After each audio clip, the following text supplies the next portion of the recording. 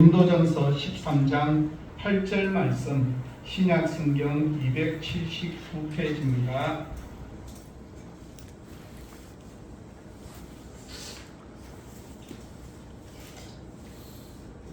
오늘 본문 말씀 고린도전서 13장 8절 말씀을 저와 여러분이 함께 말씀을 합독하도록 하시겠습니다.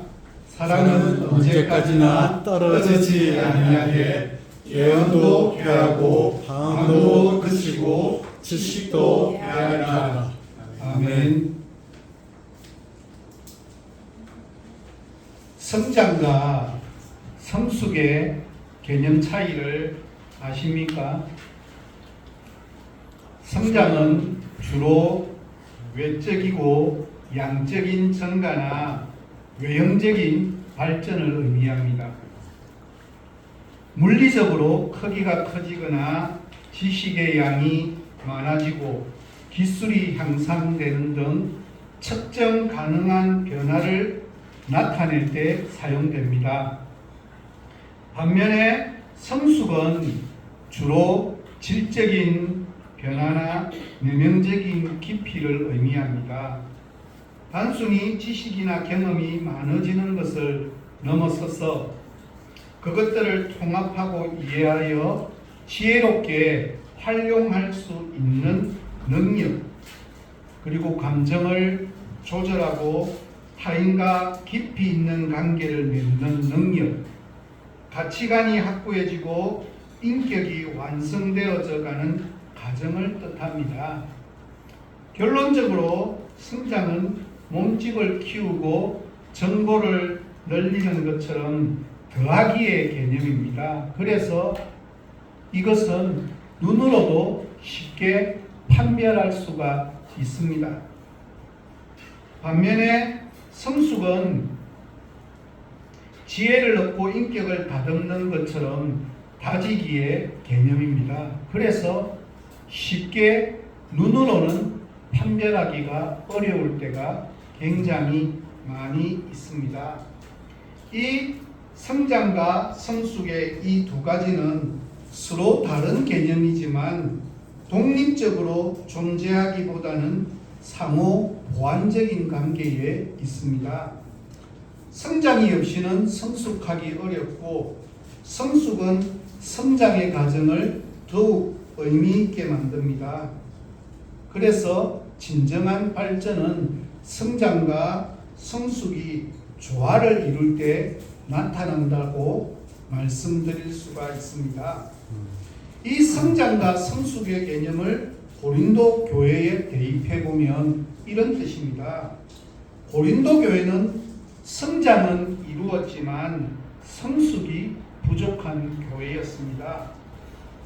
다양한 은세들은 성장의 문제로 이해할 수 있지만 고린도 교회의 부족한 사랑은 성숙에 대한 개념으로 이해할 수가 있습니다. 고린도 교회는 은사의 교회였고 성장한 교회였습니다. 그래서 사도 바울은 고린도 교회의 은사에 대해서 크게 칭찬하였습니다. 고린도전서 1장 5절과 7절 말씀을 우리 같이 한번 읽도록 하겠습니다. 이는 너희가 그 안에서 모든 일, 모든 언변과 모든 지식의 풍족함으로 너희가 모든 은사에 부족함이 없이 우리 주 예수 그리스도의 나타나심을 기다립니다. 문제는 무엇인가면 고린도 교회가 은사로 풍족한 교회이지만 사랑으로는 풍족한 교회는 아니라고 하는 게 있습니다. 사도 바울의 두 눈에는 두 종류의 교회가 보입니다. 은사 중심의 성장을 이룬 교회와 사랑을 통해서 성숙을 이루어가고 있는 교회입니다. 그래서 조병수 목사는 겨울 그리고 봄에서 이렇게 설명합니다. 은사로 이루어진 교회에서는 내가 부각되고 남이 무시됩니다. 그래서 경쟁과 소외와 갈등이 생깁니다. 사랑으로 이루어진 교회에서는 내가 사라지고 남이 드러납니다. 따라서 협력과 참여가 생깁니다. 은사로 이루어진 교회는 겉으로 볼 때는 영적이지만 사실은 인간적이며, 사랑으로 이루어진 교회는 겉으로 볼 때는 물질적이지만 사실은 신적입니다. 고린도 교회는 은사 중심의 교회였고 성장은 이루어졌지만 성숙되지 못한 교회였습니다. 그래서 영원한 것보다는 부분적이고 일시적인 것에 더 많은 관심을 가지고 있었습니다. 한마디로 온전하고 완전한 것보다는 부분적이고 사소한 것에 더 집중하는 교회였습니다. 성숙한 것보다도 유치하고 초보적인 것에 초점을 맞추었습니다. 이런 고린도 교회들을 향해서 사도 바울은 그것이 궁극적인 관심을 기울여야 할 것이 무엇인지를 가르쳐 주기 시작했습니다. 그것이 무엇이라는 겁니까? 사랑이라는 것입니다. 사랑만이 영원하고 사랑만이 온전하고 사랑만이 성숙한 것이기 때문입니다. 고린도 교회에 있었던 여러 가지 문제들이 왜 생겼습니까? 한마디로 쉽게 표현해서 사랑이 부족했기 때문이라고 이야기했습니다. 그들은 사랑으로 서로가 서로의 발을 씻어주려고 생각하지 않았습니다. 그들은 그저 눈으로 보기에 더 커 보이고 더 좋아 보이는 은사들을 사모하면서 그것들을 갈구하기에 급급했습니다. 물론 은사는 소중하고 귀중합니다. 문제는 그들이 은사를 구하는 동기가 순수하지 못했습니다. 그들은 교회에서 덕을 세우고 사랑으로 성도들을 섬기기 위해서 은사를 구하지 않았습니다. 그들은 자기의 유익을 위해서 남에게 뻐기고 가시하고 싶어서 은사를 구했습니다. 이런 고린도 교인들을 향해서 사도 바울은 그들이 궁극적으로 관심을 기울여야 할 것은 은사가 아니고 사랑이라고 하는 사실을 일깨워 주었습니다. 그러면서 바울은 사랑과 은사를 비교했습니다. 오늘 본문인 8절의 내용은 사랑은 영원하지만 은사는 일시적이라고 말하고 있습니다. 그리고 그 다음에 살펴보게 될 9절과 10절은 사랑은 온전하지만 은사는 부분적이라고 그렇게 말합니다. 그 다음 주에는 11절부터 12절까지를 살펴보는데 사랑은 성숙한 것이지만 은사는 초보적인 것이라고 말합니다. 오늘은 8절인 사랑의 영원성에 대해서 살펴봅니다. 본문입니다. 본문을 표준 세번역 성경으로 한 번 더 읽어보도록 하겠습니다. 사랑은 없어지지 않습니다. 그러나 예언도 사라지고 방언도 그치고 지식도 사라집니다. 오늘 본문에 의하면 세 가지 동사가 등장합니다. 첫 번째는 사랑은 언제까지나 떨어지지 않는다라고 표현했습니다. 둘째는 예언과 지식은 사라진다라고 말합니다. 셋째로 방언은 그친다라고 말합니다. 오늘 본문을 이렇게 세 개의 동사를 중심으로 해서 본문을 살펴봅니다. 첫째로 사랑은 언제까지나 떨어지지 않습니다. 한마디로 사랑의 영원성을 설명합니다. 여기서 말하는 사랑은 인간의 사랑이 아닌 하나님의 사랑인 아가페를 의미합니다. 요한복음 13장 1절에서 사도 요한은 우리를 향하신 예수님의 사랑을 이렇게 표현했습니다. 세상에 있는 자기 사람들을 사랑하시되 끝까지 사랑하시니라. 예수님의 사랑은 영원토록 변함이 없는 사랑이셨다고. 기분 좋을 때 좋아했다가 내가 분노하고 화날 때 신경질 내고 화를 내는 사랑이 아니라 영원토록 변하지 않는 사랑이라고 그렇게 이야기합니다. 박상훈 목사의 사랑의 열매에서 여기에 대해서 이렇게 이야기합니다. 우리를 향하신 예수님의 사랑은 언제까지든지 떨어지지 않고 영원합니다. 우리가 이미 이런 사랑을 받았습니다. 이 사랑 속에 지금도 살고 있습니다. 혹시나 죄악 가운데 고민하십니까? 죄를 많이 지으셨습니까? 그럼에도 불구하고 우리를 향하신 하나님의 사랑은 언제까지든지 떨어지지 않고 영원합니다. 실패하셨습니까? 좌절하십니까? 낙담하십니까? 병드셨습니까? 그러기에 하나님은 우리를 남보다 더 사랑하십니다.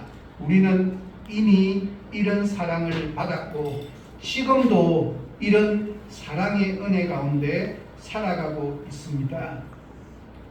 이 박상훈 목사님의 글을 읽으면서 저에게도 많은 아픔의 시간이 있었지만 하나님의 영원하신 사랑이 내 마음속에 있다면 견뎌내고 이겨낼 수 있는 힘은 하나님의 사랑으로부터 비롯되어진다는 사실을 다시 한번 되새겨 봅니다. 그렇다면 하나님의 사랑에 대한 우리의 보답이 무엇입니까? 사랑에 대한 보답은 오로지 한 가지뿐입니다. 요한일서 4장 11절 말씀 같이 한번 읽도록 하겠습니다. 사랑하는 자들아, 하나님이 이같이 우리를 사랑하셨은즉 우리도 서로 사랑하는 것이 마땅하도다.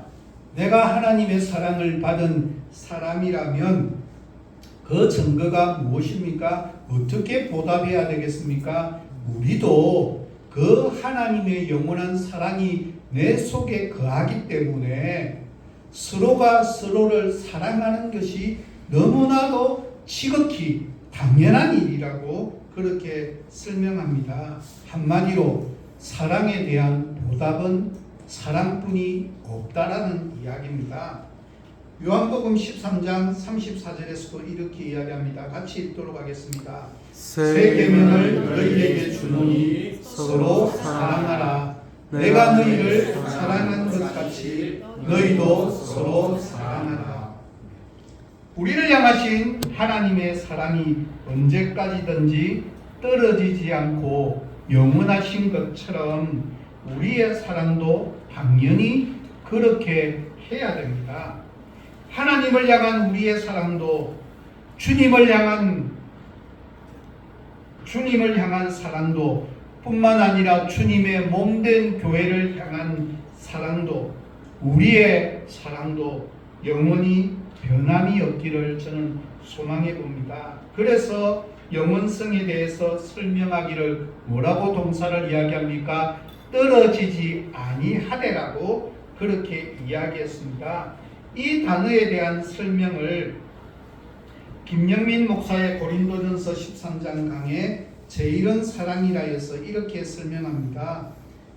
여기서 떨어진다의 헬라어 핍테이는 원래 나뭇잎이나 꽃이 시들어서 떨어진다라는 뜻입니다.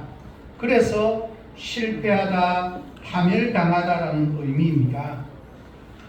본문에서 핍테이라는 단어는 결코 무엇이 아니라고 하는 헬라어 우테포테와 함께 사용되었습니다.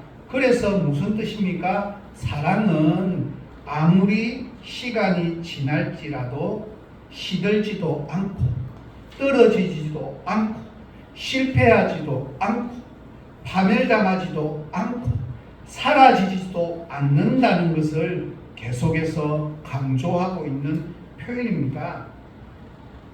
이 땅을 사는 우리 모든 인간의 육체는 풀과 같아서 결국에는 시들어서 말라버리고 맙니다.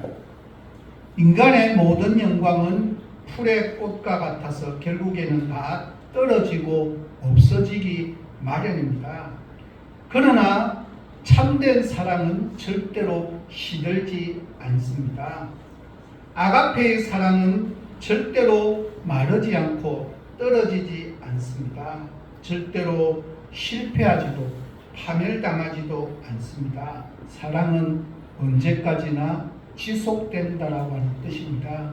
이 말은 내가 죽고 난 이후에도 변하지 않는 단 한 가지가 있다면 하나님께서 영원토록 사랑하신다는 그 사실, 그 사랑이 내 속에 있기 때문에 내가 영생을 맛보며 살아가게 된다라고 그렇게 우리에게 가르쳐 주고 있는 내용입니다. 아가페의 사랑은 결코 사라지지 않습니다. 그것은 언제까지나 계속됩니다. 사랑은 영원합니다. 사도 바울은 사랑의 영원성을 고린도 교회 성도들이 그처럼 간절히 사모하며 추구하며 자랑하던 그런 영적 은사들의 한계와 더불어서 함께 비교하면서 설명하고 있습니다. 너무나 강하게 대조하며 설명합니다.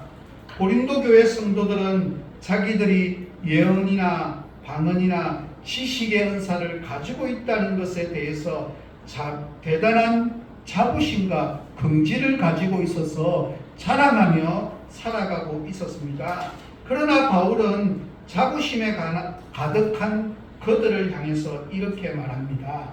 예언도 패하고 방언도 거치고 지식도 패하리라.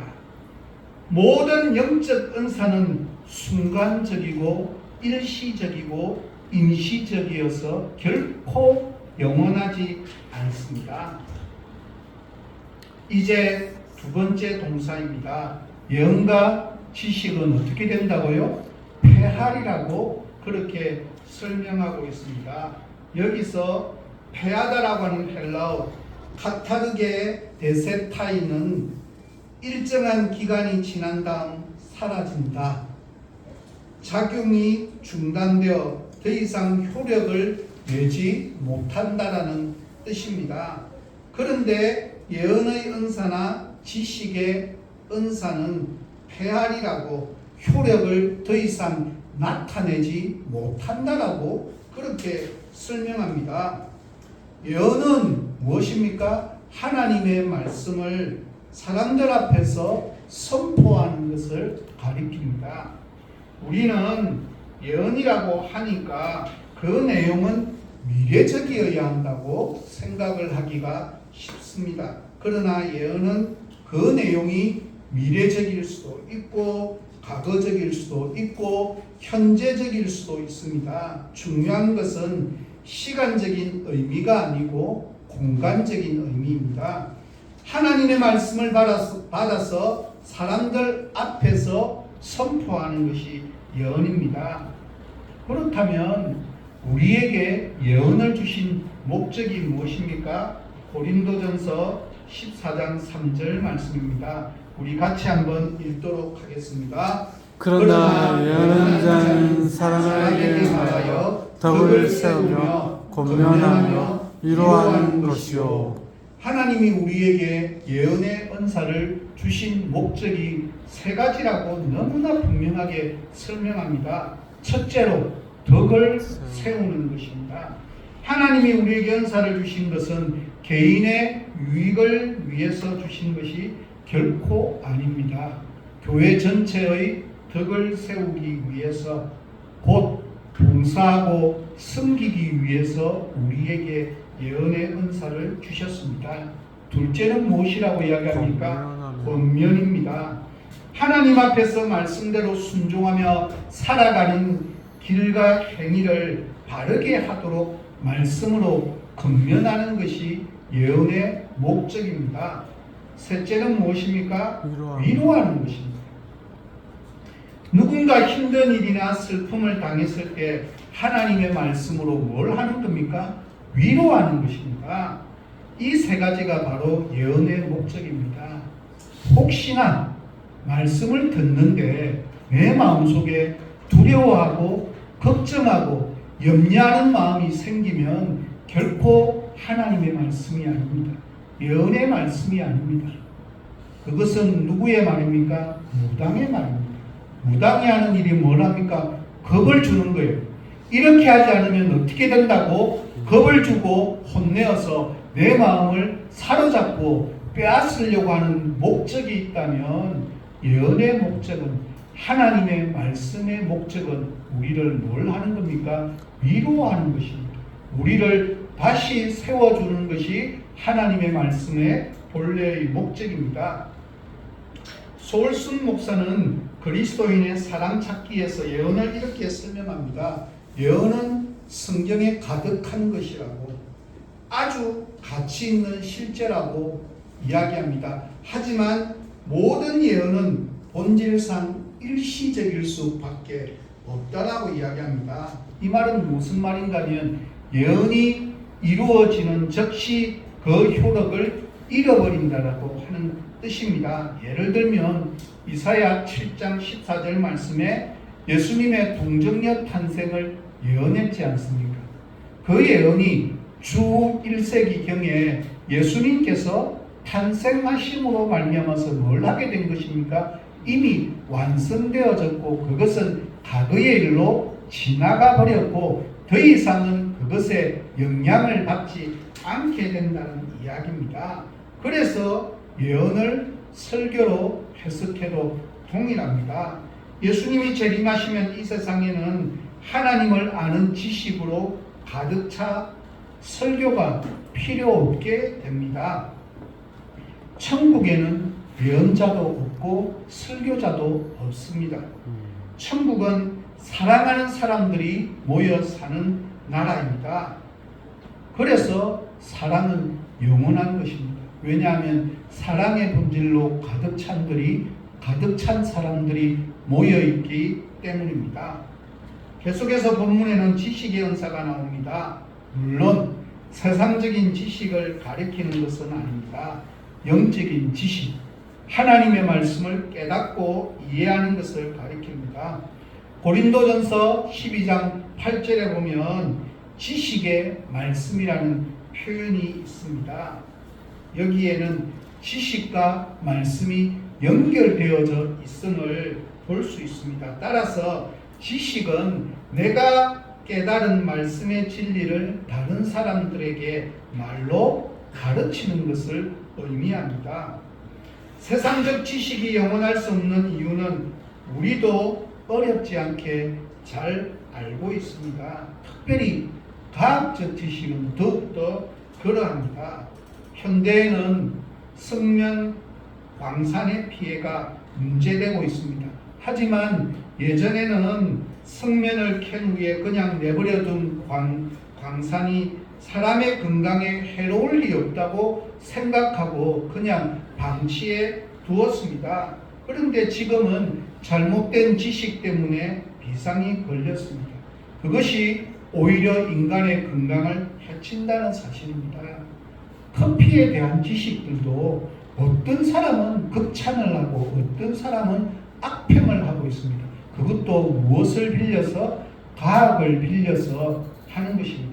자고 일어나면 그 지식이 금방 변할 정도로 수명이 얼마나 짧은지 모릅니다. 전자기기에 대한 지식도 얼마나 빨리 발달되어지는지 뭘 안다고 할 수 없을 정도입니다. 인간의 기술 문명은 워낙 급속도로 발달해서 옛 지식은 새 지식을 준비하는 과정이나 수단으로서의 역할밖에 하지 못합니다. 그런데 오늘 본문에 예언도 패하고 지식도 패한다고 했습니다. 원문에 보면 패한다라고 하는 동사가 수동태로 되어져 있습니다.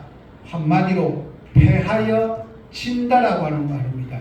그것을 패하도록 만드는 다른 무엇이 있다라는 이야기입니다. 예언과 지식을 패하도록 만드는 것이 무엇일까? 도대체 무엇에 의하여 패하여진다는 표현일까? 해답은 10절에 본문 10절에 나옵니다. 같이 우리 한번 읽도록 하겠습니다. 온전한 것이 올 때에는 부분적으로 하는 것이 해야리라. 온전한 것이 무엇일까? 이동훈 목사는 이렇게 사랑하라에서 온전한 것에 대해서 이렇게 설명합니다. 이 온전한 것이 무엇이며 그 온전한 것이 오는 때가 언제인가를 둘러싸고 성서학자들은 지금도 치열한 논쟁을 벌이고 있습니다. 많은 성서학자들은 이 온전한 것의 때를 신구약 성경, 곧 성경 완성의 때라고 생각합니다. 그러면 무슨 말입니까? 이미 지나가 버렸습니다. 그런데 또 어떤 학자들은 이 때를 예수 그리스도의 교회가 성숙하는 어떤 때일 것이라고 받아들입니다. 그런가 하면 많은 사람들은 예수 그리스도의 재림의 때가 온전한 때라고 많은 사람들은 해석합니다. 그것은 12절에 보면 얼굴과 얼굴을 대하여 본다라고 하는 이 표현이 이를 뒷받침한다라고 그렇게 주장합니다. 좌우지간 신약의 완성이든 교회의 성숙이든 그리스도 재림의 때를 취하든 모든 것이 성숙한 때를 나타내는 것임이 틀림이 없습니다. 그리스도인이 개인적으로 교회적으로 성숙할수록 우리는 부분적인 도움을 얻던 예언이나 방언, 지식 대신에 온전한 사랑을 구하게 됩니다. 그러므로 사랑이야말로 진정한 의미에서 뭐라는 겁니까? 온전한 것이라고 그렇게 해석할 수 있습니다. 그렇다면 이 말은 우리가 하나님 나라에 가면 하나님 아버지의 온전하심과 같이 우리도 뭘 하게 된다는 거예요? 온전하게 온전한 사람으로 완전한 변화가 이루어지게 된다라고 하는 뜻입니다. 그래서 이때는 설교도 필요 없고 성경 공부도 필요 없고 기도에도 필요가 없게 되는 이유가 영원성이 내 속에 하나님의 영원성이 온전한 것을 통해서 가장 완벽하게 변화가 일어나기 때문입니다. 그래서 그것은 사랑의 본질이신 하나님이 직접 우리의 마음속에 더불어 함께 살아가는 때입니다. 누가 중간에 나서서 가르치거나 설교할 필요가 전혀 없습니다. 그때는 우리가 다 못하기 때문에 온전하게 되기 때문입니다. 왜요? 어떻게 그렇게 됩니까? 아가페의 본질이신 하나님이 우리와 직접 함께 하시기 때문입니다. 이제 마지막으로 세 번째 동사 방언도 그치고에서 그치고라고 하는 동사입니다. 방언은 원래 표적을 위한 은사였습니다. 고린도전서 14장 22절 말씀, 성경은 방언에 대해서 이렇게 설명합니다. 우리 같이 읽도록 하겠습니다. 그러므로 방언은 믿는 자들을 위하지 않고 믿지 아니하는 자들을 위한 표적이나. 본문에서는 그치고 라고 표현했습니다. 우리가 꼭 명심해야 할 것이 있습니다. 성경은 절대 붕더덕이가 없습니다. 단어 하나하나가 성령의 감동에 의해서 쓰여진 하나님의 말씀입니다. 앞에서 예언과 지식은 패한다라고 하는 단어를 사용했습니다. 이 단어는 뭐라고요? 수동태라고. 그래서 이것에 영향을 주는 10절에 있는 온전한 것, 온전한 때를 찾아보았던 것인데, 그런데 거친다라고 하는 말을 원어로 살펴보면 중간태입니다. 어렵습니다. 헬라어에서 중간태는 자기 스스로 동작하는 것을 다른 것에 영향을 받는 것이 수동태라고 이야기하면, 중간태는 스스로 그것을 본인 스스로가 그것을 결정한다라고 하는 뜻입니다. 그러니까 예언과 지식은 온전한 것에 의해서 폐해지게 되는 것이면 방언은 자기 스스로 거쳤다라고 하는 말입니다. 무엇에 의해서 중단된 것이 아니고 자기 스스로가 중단했습니다. 방언은 뭐라고요? 14장 22절에서 믿지 아니하는 사람들을 위한 사인이라고, 표적이라고, 기적이라고 그렇게 설명했습니다. 표적이 나타내고자 하는 목적이 달성되면 어떻게 한다는 겁니까? 스스로가 사라진다라고 하는 뜻이 거친다라는 단어의 헬라어 원 뜻입니다. 표적인 방언도 목적이 달성되어져서 스스로 사라지고 말았다는 뜻입니다. 그래서 고린도전서와 사도행전 외에는 방언에 대한 이야기가 1절 등장하지 않는 이유는 무엇입니까? 은사를 설명하는 로마서에서도 방언에 대한 이야기는 등장하지 않습니다. 왜 그렇습니까? 이미 여기서 거쳐버렸다는 것을 알 수 있습니다. 오순절에 성령이 임했을 때 120명의 성도는 성령의 충만함을 받고 성령의 말하게 하심을 따라 다른 방언으로, 즉 배우지도 않은 외국어로 하나님의 큰 일을 말하기 시작했습니다. 이런 방언의 표적으로 말미암아 불신자들은 구원을 받았고 하나님께서는 영광을 받으셨습니다. 그래서 스스로 거치고 말았습니다. 한마디로 외국어로 말하는 방언도 뭐라는 겁니까? 일시적이라고 하는 뜻입니다. 영원하지 못합니다. 왜냐하면 주님께서 재림하시는 그날에는 더 이상 외국어가 존재하지 않기 때문입니다. 무슨 말인가 하면 천국에 가면 내가 누구와 예수님의 제자였던 베드로와 대화가 가능한 이유가 무엇입니까? 방언이 거쳤지만 하나님의 언어로 대화할 수 있게 되기 때문에 그것이 가능한 것과도 똑같습니다. 주님께서 이 땅에 다시 오시면 바벨탑 사건으로 인해서 혼잡해졌던 인간의 언어는 주님 안에서 완전히 하나로 통일될 것이 저는 분명하다라고 성경 말씀을 통해서 그렇게 믿고 있습니다. 그것을 본문 12절에서는 우리가 주님과 얼굴과 얼굴을 대하면서 우리가 알아들을 수 있는 언어로 주님과 대화하게 된다라고 설명하고 있는 것입니다. 따라서 그때는 방언도 거칩니다. 그러나 사랑은 거치지 않습니다. 왜요? 무엇 때문에? 사랑은 영원 무궁히 지속되기 때문입니다. 이처럼 사도 바울은 사랑을 고린도 교회 성도들이 그처럼 간절히 사모하며 추구하며 자랑했던 영적 은사들인 예언과 방언과 지식의 한시성과 비교하면서 사랑의 영원성을 역설하고 있습니다. 그리고 그리스도인들은 이 영원한 사랑을 알고 그 사랑을 실천하며 살아야 한다라고 고린도전서 13장은 우리에게 가르쳐주고 있습니다. 월드비전이라고 하는 유명한 국제구호개발기구의 김급 구호 팀장을 역임했던 누굽니까? 한비아 씨입니다. 이 한비아 씨가 아프리카 말라위에 갔을 때의 일입니다. 한비아 자매는 후원자들이 자신이 후원하는 해외 아동을 방문하는 프로그램으로 그곳에 갔습니다. 그런데 그 마을은 에이즈로 인해서 마을이 완전 초토화가 되어 있었습니다. 일할 만한 장년층은 전부 에이즈에 걸려서 농사를 지을 사람도 한 명도 없었습니다.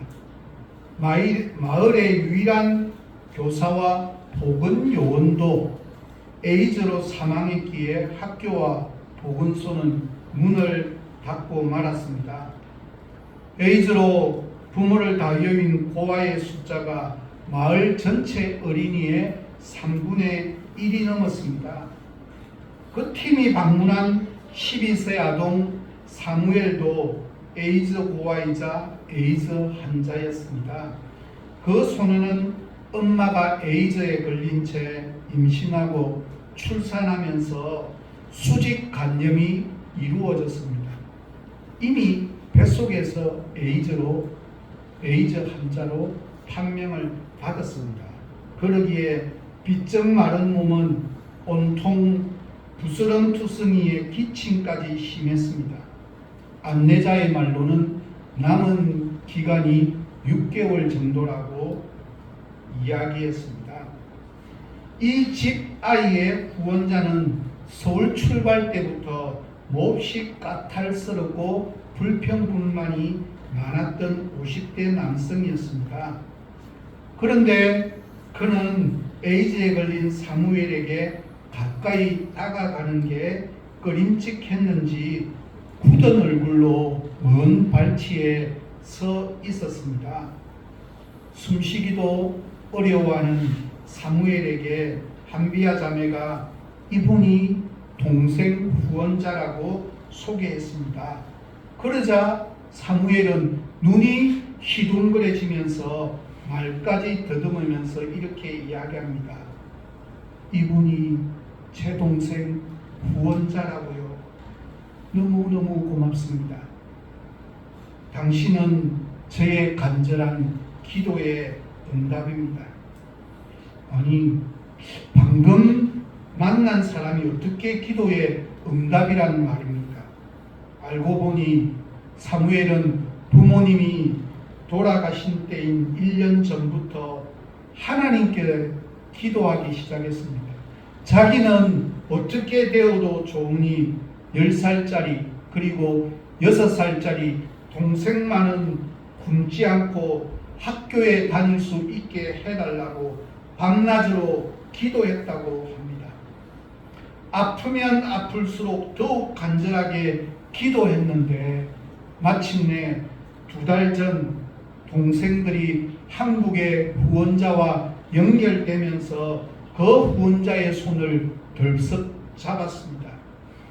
순간 한비야 자매는 저분이 아이의 손을 뿌리치면 어쩌나 가슴이 조마조마하여 견딜 수 없었다라고 표현했습니다. 그런데 웬걸 놀랍게도 그 후원자가 부스럼투성인 이 사무엘을 힘껏 껴안아주는 것이 아니겠습니까? 여행 중 처음으로 온 얼굴에 웃음까지 띠면서 그 후원자는 사무엘을 힘껏 껴안아 주었습니다. 사무엘의 2 동생의 후원자가 되었던 분은 처음에는 하나님의 아가페 사랑을 잘 알지 못했습니다.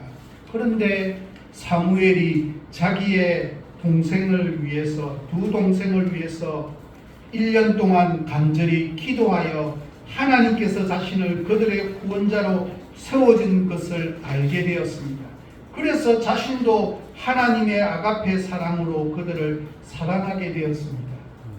이처럼 우리가 하나님의 아가페 사랑을 알고 경험하게 될 때 그 사랑은 자기 중심적이고 이기적인 우리 자신을 변화시키는 힘이 그 사랑 속에 함께 담겨져 있습니다.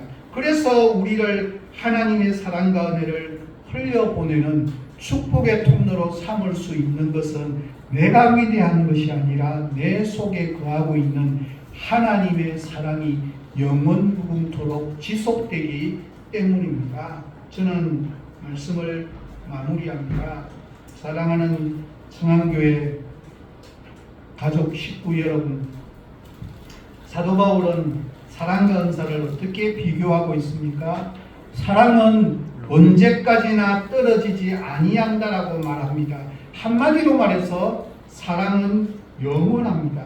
그러나 은사들은 패한다고, 거친다라고 이야기합니다. 다시 표현하면 은사들은 일시적이고 한시적입니다.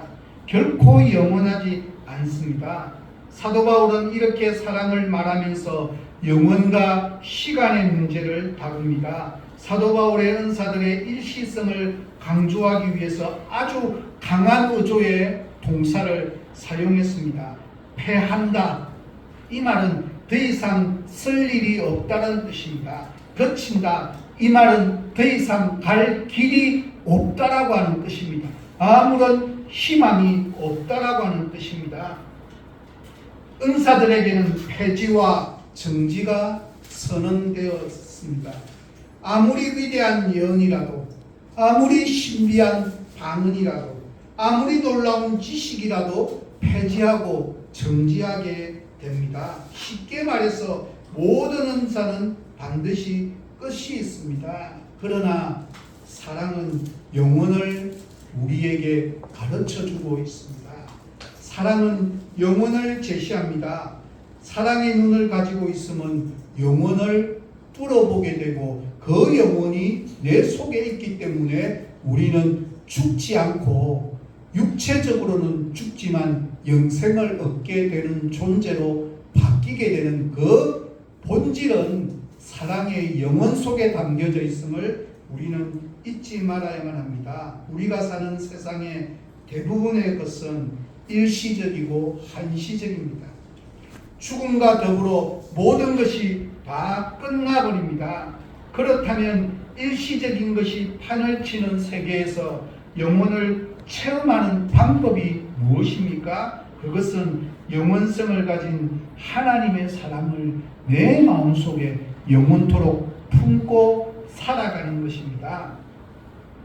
어거스틴은 고백록에서 이렇게 이야기합니다. 누가 인간의 마음을 붙잡아 고요히 머물러 있게 하여 가거나 미래의 시간이 아닌 즉 항상 머물러 있는 저 영혼이 어떻게 과거와 미래의 시간을 지시하는지 알아볼 수 있게 하겠습니까? 라고 물었는데 거기에 대한 답이 무엇이라는 것입니까? 이 세상 속에는 그것이 없습니다. 단 한 가지 영원성을 가지고 있는 그 사랑이 그것을 가능하게 만든다라고 오늘 본문은 우리에게 설명합니다. 우리의 남은 생에는 이런 영원성을 가진 하나님의 사랑으로 말미암아 우리를 영원 무궁토록 인도하는 놀라운 은혜를 저는 매일매일 경험할 수 있는 것, 그것은 우리가 우리를 서로가 서로를 더불어 함께 사랑하는 것으로부터 그것을 이 땅 속에서도 맛보며 살아갈 수 있다라고 저는 그렇게 확신합니다. 그러기에 이번 한 주간도 내가 아닌 우리 모두를 서로 사랑하며 돌아보며 위해서 기도하는 한 주간이 되시기를 예수 그리스도의 이름으로 간절히 부탁드립니다. 함께 기도하도록 하겠습니다. 사랑의 하나님, 하나님을 사랑의 하나님이라고 부르기에도 부끄러운 삶을 살아가고 있지는 않은지 다시 한번 돌아봅니다. 내가 가지고 있는 모든 것은 일시적이고 마지막 때가 있지만 내 속에 존재하는 영원한 것이 있음을 결코 잊어버리지 아니할 수 있도록 도와주옵소서.